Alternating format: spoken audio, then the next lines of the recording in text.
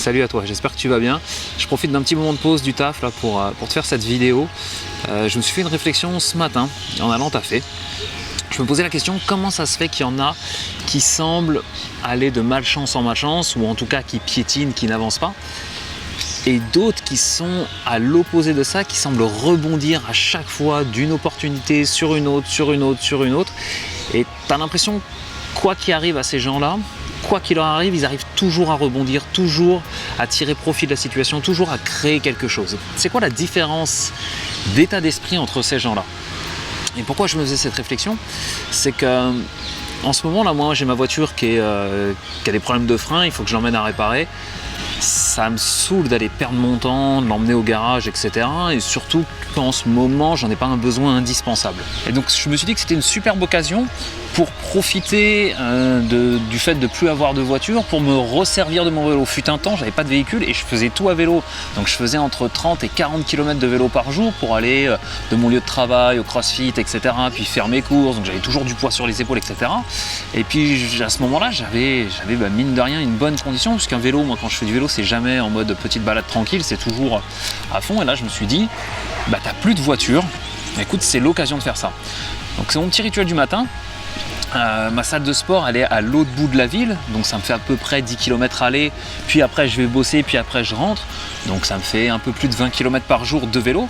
Et donc j'ai mis à profit le fait que ma voiture soit en panne pour refaire du vélo de façon un petit peu plus intense ou un petit peu plus durable, en fait de mettre le temps de trajet à profit pour travailler ma condition physique. En plus de ça, ça me donne une réelle indépendance. Je ne dépends pas des parkings, je ne dépends pas des tramways, je ne dépends pas de tout ça, je peux bouger comme je veux. S'il y en a qui sont très sensibles à l'écologie, là on est en plein dedans.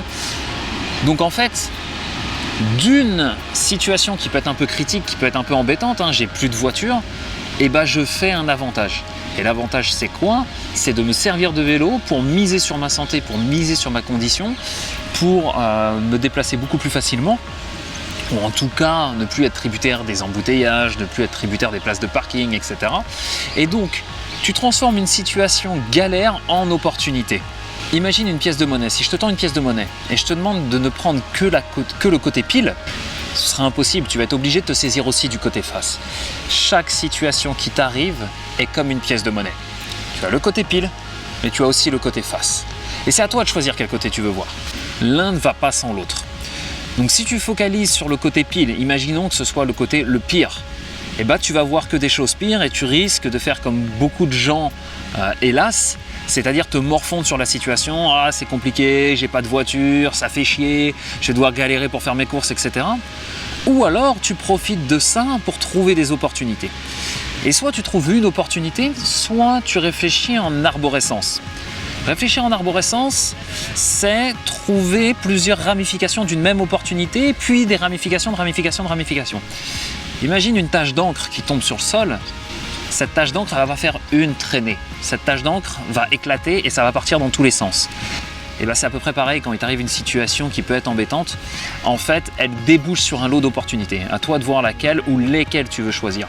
Dans le cas, par exemple, de ce que je viens de te raconter, j'ai plus de voiture. Chouette, je vais faire des économies d'essence. Chouette, je vais pouvoir bouger à vélo et donc me refaire une petite condition au niveau du cardio. Chouette, je vais faire des économies de parking. Chouette, je vais prendre l'air. Chouette, je vais pouvoir ne plus passer mon temps dans les embouteillages. Et d'un autre inconvénient, je peux tirer une opportunité. Par exemple, l'inconvénient, ce serait de ne plus pouvoir faire mes courses aussi facilement. Chouette, à vélo, je vais pouvoir aller chez le primeur tous les jours qui est à côté de mon travail et ne consommer que des légumes, des fruits et légumes frais. Je vais pouvoir faire mes courses quotidiennement en rentrant chez moi. Faire mes courses quotidiennement, c'est quoi l'opportunité? Et l'avantage, c'est que je vais beaucoup moins gâcher de nourriture, il n'y aura plus de reste, puisque tous les jours, je vais cuisiner quelque chose de nouveau. Autre avantage de ça, je mange que ce que j'ai envie de manger sur le jour. C'est-à-dire que si je vais, j'ai des petites halles à côté, tiens, aujourd'hui il y a tel poisson frais, je vais prendre tel poisson ou telle viande ou tel truc. Donc en fait, ce que je veux te dire, c'est que sur chaque situation donnée, tu peux soit voir basiquement ce qu'il y a et te morfondre et t'arrêter là, ou alors trouver des opportunités, et même des opportunités. Pour aller plus loin, le fait d'avoir fait ce trajet à vélo, j'ai eu une demi-heure de vélo. Et ben j'ai pu réfléchir à comment je pourrais mettre à profit ça et le partager. Et je suis là en train de te faire cette vidéo pour partager avec toi. Donc faire cette vidéo, c'est quoi l'opportunité? Ça m'a permis, j'aime pas trop me balader, j'ai des gens qui me regardent derrière et tout, ça me met mal à l'aise. Et c'est quoi? C'est un petit challenge pour moi de faire cette vidéo au milieu de gens qui me regardent et d'y aller quand même et de partager ça avec toi. La deuxième opportunité, c'est que j'ai un nouveau logiciel de montage et il y a des fonctions que je connais pas bien encore, et je vais pouvoir les exploiter grâce à ça. J'avais envie de faire du contenu régulier sur Facebook ou voire sur YouTube, je ne sais pas encore comment ça va se situer, c'est l'opportunité de faire ça et de tester et de faire le premier pas. Et donc ça, c'est en arborescence.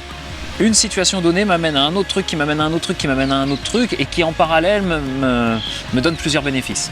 Donc essaye quand il t'arrive une situation comme cette pièce dont je te parlais, soit tu vois que le côté pile, soit tu vois le côté face. Ou alors tu peux prendre les deux et réfléchir à un lot d'opportunités. Et ça, c'est valable pour toutes les situations. Moi, j'ai pris ça comme base d'exemple, mais tu peux réfléchir à tout un tas de trucs. Dans chaque adversité, dans chaque situation qui t'arrive, tu as pile ou face, à toi de voir ce que tu veux et à toi de trouver des opportunités. Donc je t'invite à réfléchir à quelles sont les opportunités qui se présentent à toi aujourd'hui dans chacune des situations.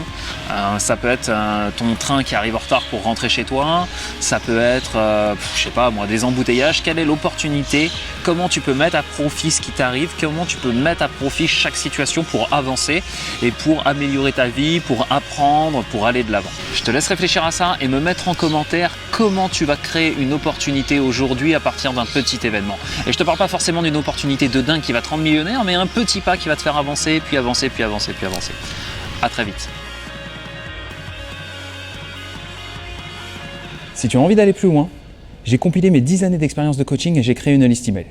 Tous les matins à 8h, je t'envoie un message qui traite de PNL, de développement personnel, de psychologie, de sociologie, de techniques de coaching. C'est complètement gratuit et tu peux te désabonner quand tu veux. Par contre, chaque mail est unique. Je le tape la veille au soir ou le matin même. L'idée, c'est de mettre du boost pour la journée. Donc perds pas de temps, rejoins-nous sur romain-drouet.com et moi je te dis à demain 8h dans ta boîte mail. Ciao.